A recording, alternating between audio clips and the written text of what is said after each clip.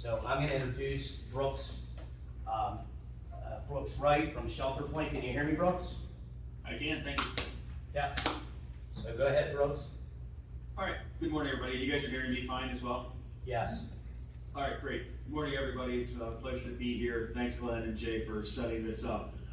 So as Glenn mentioned, we're going to talk about the Maryland Paid Family Leave Act. My part of this, I'll give you kind of an overview of who Shelter Point is, so you know who's presenting to you and our background, and then we'll go into the specifics of the legislation, what the benefits are, the timeline, and the steps you should be taking now to prepare yourself as an employer. But let's get into the meat of what is Maryland's Paid Family and Medical Leave. As I mentioned, the state is the default. If you do nothing, January 1st of 2027, you're in the state plan. But you have the option of using a private carrier or even self-funding. When you use a private carrier, the benefits are the same as going with the state. There's really one plan designed for paid family and medical leave. It's just a matter of how you're going to deliver that to your employees. So start with the timeline. So right now is the time when you should be looking at the financial options. We know what it costs to go with the state, and we'll touch on that in a little bit. But there's an opportunity now over the next couple months to get quotes to see what's it look like if you go with a private carrier. Not just Shelter Point, there's several good carriers out there. The state just opened last week, or it might have been early or later the week before, the registration portal. Every employer in Maryland, or every employer that has a Maryland employee, including employers out of the state, has to register on the Maryland Family Portal. There is then going to be an opportunity between September 1st and November 15th for those employers that want to opt out of the state plan to use a private carrier. They need to submit a declaration of intent. So that's a letter that we're going to help generate for you. So if you work with someone like Glenn or Jay to get a quote and it makes sense for you to go forward with a private carrier, you'll get that letter of intent and you'll submit it to the state. So it's a pretty tight window between now and November 15th. And our biggest recommendation is don't wait till November. This is a brand new system for the state. It hasn't been checked yet, it hasn't been tested. You want to make sure you get in there with a little leeway in case there's issues. If an employer misses that window, it's November 16th, and they haven't submitted DOI, they are in the state plan for January of 2027. 2027 is the state's pre-funding year. So benefits don't start until 2028. An employee can't go out on a claim until 2028. But the state doesn't have the funds to pay a claim, so they're using 2027 as a pre-funding year, where employers and employees will pay into the state plan for a year, so funds are built up to pay claims going forward. A big opportunity that employers have in this window of being able to opt out is if they opt out, they don't have to pay the carriers or the state in 2027. Carriers don't start billing until benefits start in 2028. So again, that's where I go back to. This is that time we should be looking at those financial options. I will touch on later, there is an escrow requirement for groups that opt out, but again, that window is really September 1st, November 15th to really get the ball rolling. And then benefits start January 1st of 2028. So what are the benefits? Those are broken down between family leave and medical leave. So starting with medical leave on the right, this is personal medical. So myself as an employee, if I've hurt myself and I can't work, or I've had surgery and my doctor says I need a couple weeks of recovery, that's a PFML claim I can take for myself. Very similar to short-term disability. And in fact, if you're an employer that offers short-term disability, the two claims would run concurrent. So the max benefit, we'll touch on this again later as well, in a PFML policy is $1,000 a week. Let's say you have a short-term disability policy that maxes out at $1,500, and you have a high wage earner that goes out and claims both. They'll receive $1,000 from PFML and $500 from short-term disability. Again, those two claims are running concurrent. Moving to family leave, family is broken out between bonding, caregiver, and military exigency. Starting with bonding, this is where we see the majority of claims. This is where 40% of all claims in a PFML policy come from. This is mom or dad spending time with a newborn child, birth, adoption, or foster care in the child's first year of life. Now, traditionally, moms have used bonding leave. Maybe they used it through short-term disability in the past. But what we're seeing is a trend across the country is dads are using more and more bonding leave. It's to the point in some states where dads are using almost as much as moms. One thing I'll highlight as this plan rolls in, benefits start January 1st of 2028. If you have an employee that has a child, a newborn child in 2027, once the benefits start January 1st of 28, they can use that 12 weeks of bonding anytime before the child's first birthday. So a quick example, somebody has a baby on February 1st of 2027, the benefits start January 1st of 2028, they can take the month of January off in 28 with a legitimate claim. Caregiver leave is taking care of a family member. So family is defined differently in every state. Who is family? Maryland's definition of family is your spouse, your sibling, your child, your grandchild, your parent, your grandparent, in-laws, and domestic partner. Some states trim that down. Maryland went with a pretty broad definition of it. Caregiver leave is if you have a family member, one of those family members I just described has a medical situation in which they need another adult there with them. So my go-to example for this, it's a personal example. My mother, prior to her going to a nursing home, my sister and I were trying to find a nursing home with an open bed. She needed somebody with her at all times. There was times when I took my laptop and I worked from mom's apartment. Now, I was fortunate to be able to continue to work, but if I didn't, if I say I worked in the trades, I would have had a legitimate paid leave claim to help take care of my mother in that time. Moving on to military exigency leave, this is a very rarely used benefit, but it is built into law. This is if you have a family member that's preparing for deployment. So maybe you have a child that's going to be deployed for 6-9 months. You can take some time away from work with job protection and compensation to spend time with that loved one, maybe help them wrap up their affairs. Most states that have these statutory requirements have military exigency built in. Maryland actually took it a step further. They added verbiage that if that family member is deployed but is allowed to come home for leave. So let's say they're on a 9-month deployment, but they get to come home for 2 weeks. You can use PFML to spend time with them while they're home. When it comes to who is eligible for benefits, Maryland has set the level. It's an employee who has worked 680 hours in Maryland in the last 4 quarters. So this is a pretty low threshold. It works out to about 13 hours per week. Doesn't matter if they work those 13 hours consistently across 52 weeks, or in the last quarter if they work 680 hours. Once they hit that 680 mark, they're eligible for a benefit. This does cross over employment. So if you hire somebody and they've already achieved that 680, they're eligible for a claim on day 1. This can also include seasonal employees and part-time employees. It's all based on the total number of hours they've worked in Maryland. So when you're looking at options, when you're working with your insurance consultant with your census to get a quote, make sure you include all employees on that. It's not just a benefits eligible census, it's all W-2 employees on that census. And then as to who pays in for this, who's gonna pay, Maryland made that very easy. All Maryland wages are gonna have a PFML deduction. So even a child working a couple hours a week at an ice cream stand, it's W-2 wages, it's gonna pay into the paid leave pool. Claims could go up to 12 weeks. Obviously, they have to be medically necessary. Maryland did add that medical and bonding can be combined for up to 24 weeks. So a scenario where this could happen, mom's pregnant, it's 4 weeks prior to the expected childbirth and there's complications, and the doctor says you need to go on bed rest. That next 4 weeks or that time up until the child's born would be the medical portion of PFML.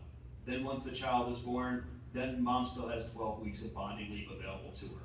And again, everything here needs to be certified by a doctor on a claim. I mentioned earlier the max benefit's $1,000 a week. So in 2028, that's what the level has been set at. But this is going to be getting adjusted every year. So the max benefit in PFML is tied to the state's average weekly wage. Every year, about September, the state's going to come out with the upcoming year's average weekly wage.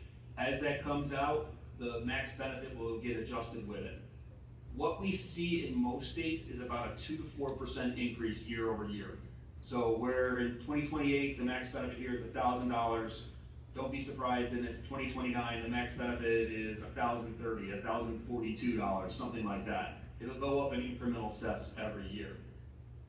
When somebody goes out and claim, how they get to that $1,000 is this calculation on the right. And the state did make this a little confusing.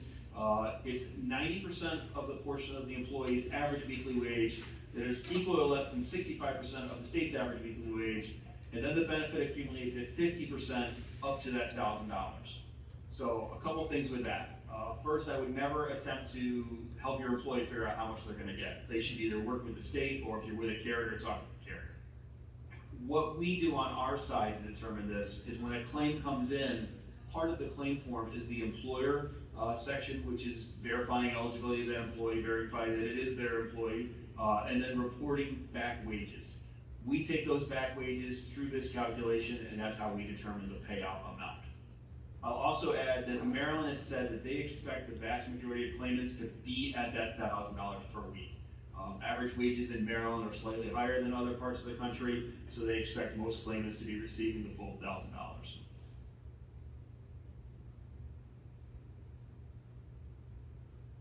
So Maryland has set their rates, so we know going into 2027, 2028, if you're in the state plan, what it's gonna cost. The state rate is 0.9% of wages.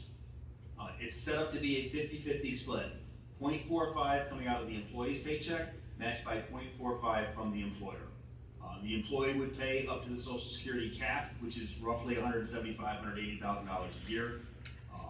The employer can pay more of the employee's premium if they want to, they just can't charge the employee more than the 0.45. The state did put in relief for small employers with fewer than 15 employees. In that scenario, that small group, the state basically waived the employer portion, so the rate is only 0.45%. Again, the employer can take that full, the employer has to remit the premium either to the state or to a carrier, but they can take the full amount from the employee.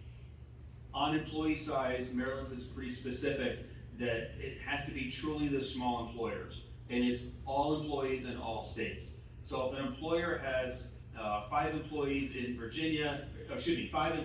Maryland and 25 in Virginia, Maryland says that's a group of 30, you go to the 0.9 rate. So it's truly those small employers that get the reduced rate. As you're quoting, as you're looking at your options, whether you want to go state or private, obviously we're comparing against this number. What would it look like if you went with a private carrier compared to that 0.9 or 0.45 with the state? But again, remember, if you go the private route, you're able to avoid premium in 2027. And Brooks, if I can add, that's where I'm gonna talk more about that. That's where a lot of people get confused. A lot of people I'm talking to, they're like, well, we don't have to do this because we only have 2 or 3 or 4 employees. And the point is, the employees are gonna have to have the money come out, which I'll talk more about, but I just wanted to point that out to everybody. Yeah. Yeah, go ahead, Brooks. Definitely. So quoting and applying, the process for doing that is to work with your broker, someone like Jay or Glenn, generate a quote, put your census together, look at those quote options, and lay that out. What's my cost with a private carrier? What's my cost with the state? And then hopefully by going the private plan route, you're able to kind of smooth out the administration, knowing that the carriers, again, not just Shelter Point, all the carriers have been administering these plans for quite a while, whereas the state is setting up a brand new system. So that brand new system, if you want to opt out of it, you've got to submit your declaration of intent, as we mentioned earlier, and that's that window this fall. What Maryland added is that employers who choose to opt out, that submit their declaration of intent this fall, they don't need to pay the state anything in 2027, but they need to put the premium equivalent into escrow, setting it aside in a separate account. So there's 2 parts to Maryland's opt-out process. You submit the DOI this fall, and then next summer, the state wants to see a copy of your policy kit.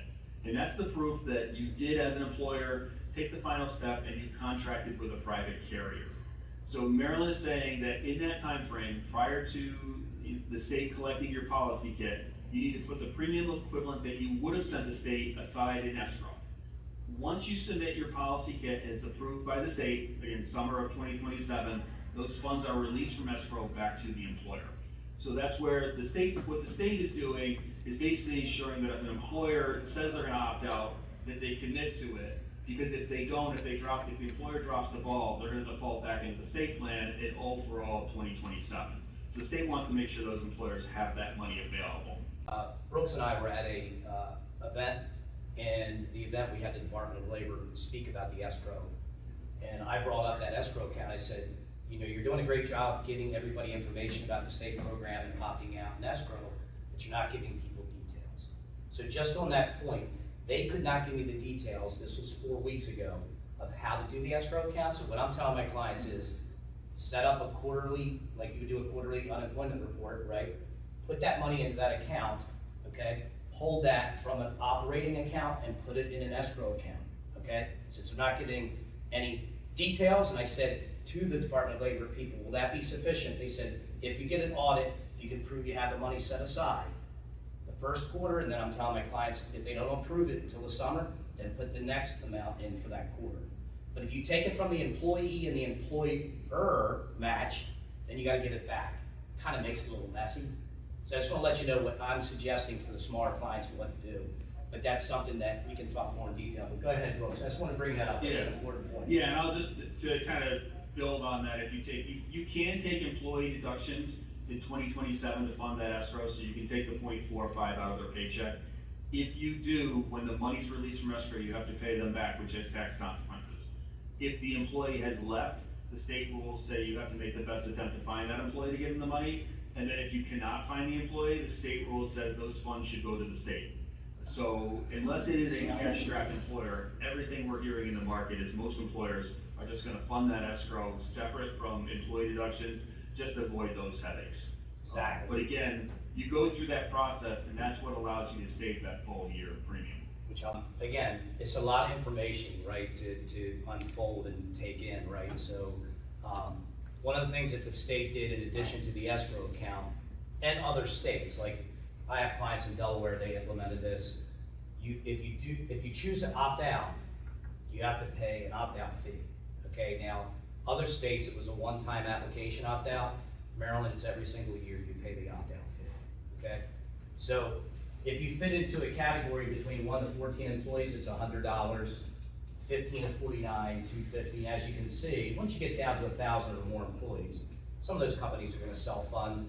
If they self-fund, you gotta set up a bond, you have to have a TPA handling it, and you gotta prove to the state that you have a policy in place that's gonna meet the state guidelines. So I would say an employer less than 300 employees probably wouldn't be a good fit for self-insuring it, okay? So here's a real live example.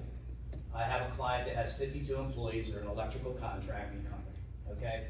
So the census that I sent to Brooks, again, male, female, date of birth, state they work in, how much income they make annually. It's that simple.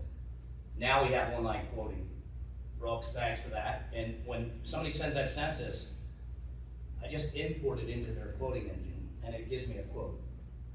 So this example, this company, you may not be able to see it back there in the back, but this company has a little over $5 million in payroll for 52 employees. So the rate that Shelter Point's gonna give them annually for the premium is $33,585, okay? They now are gonna have to pay Shelter Point in 2028. And what they do is they'll do a true up. They'll give them this 0.66 is what they're getting. 0.66% instead of 0.45 and 0.45, right? That's where the 0.90.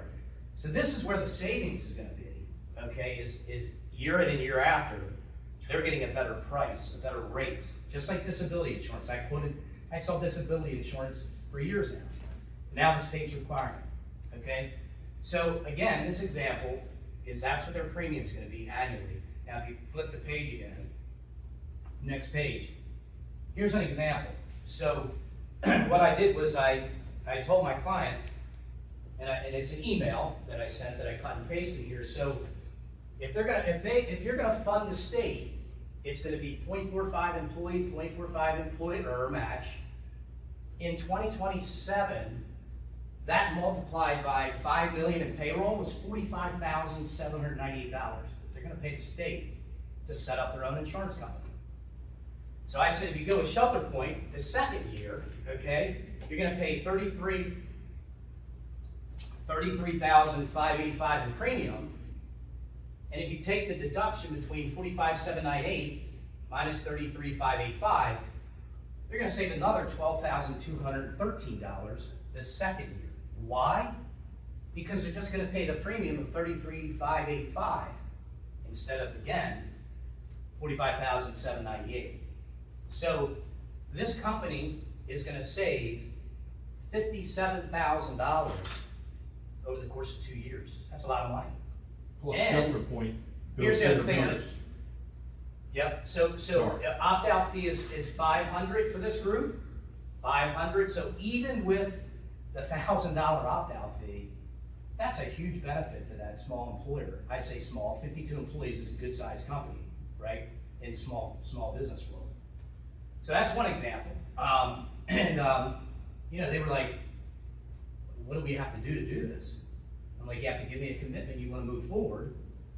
And all we do at that point is we'll get that letter of declaration of intent, letter, which is gonna be coming out soon, hopefully, right, Brooks? The state hasn't even Yeah. given them the final authorization on their language they can put in there, okay, for their declaration of intent. Now, it's on their website, it's like 3 pages, it's a autofill thing, but I wanna get it from the carrier, right? And then that way you can upload it, okay, which should be coming shortly. Okay. Yes, we're hoping to have it very soon. Okay, so, here's a small company, like I said. You know, here's a company that's under 15. As that example, I said a lot of people are confused. They're like, I send out emails to my clients that are under 15 and they're like, oh, I've read through the Maryland thing, we don't have to do this. Like, yeah, you, the employer, doesn't have to do anything, but every one of your employees is gonna have 0.45% taken out of their paycheck. It's gonna show up as a line item. Social Security, Medicare, FAMLI, 0.45%, and then you're gonna tell them, oh, you're helping pay the state, collecting money for a disability insurance plan that you're gonna pay out in 2028. And the guaranteed rate for this group is 0.40%. And you may say, well, that's only 0.05%, doesn't seem like much. But for this company, they have 705,000 in payroll. They're still gonna save $1,140. And they're not paying the employees are not paying the state for their disability insurance. So I have some companies that are under 10 or under 15 that they might have 2 million in payroll, 3 million in payroll, and it's a big number. You're talking 10, 12, 13,000. I just use that as an example of like a truly small company, right? They can still save. So again, I do the math for them, I show them exactly what it is, and you know, all of them are saying to me, how do I do it? You just give me the commitment you want to move forward, then I send it to Brooks, and then when the Department of Labor gives them the final, here's your legal document you can send out, you'll get that. Then you'll upload that, like he said, when you register. And if you remember the timeline, it's ticking. September 1st, you register through the Department of Labor. Put your EIN in, every employer has to do it. Just like Maryland Cares, the SAVES Act, you had to do that, right, for $300, or pay a fine of $300 if you didn't have a 401k or a simple. Same thing, you have to go in there, put that information in, and if you do nothing, the state will just start taking the money out, 0.45%, and the employer's gonna have to match it over 15 like FICA, just like FICA. And then your payroll company quarterly is gonna send that money to the state, or you set up your escrow account. Put that money in that escrow account. So I'm just telling my clients, just set it up quarterly. And then the payroll company will have to report in 2028, that quarter, and you have to report it to the state, okay? That you actually have a disability plan in 2028. And like Jay was saying, in 2028, the first quarter of the year, Shelter Point is gonna send a form and some paperwork to you since you accepted them. You complete that your payroll is the same. Like if that company had 5 million in payroll, it's the same. In April, you pay the premium quarterly, okay? Just like any other disability plan, but it's usually monthly with a true disability plan, not quarterly.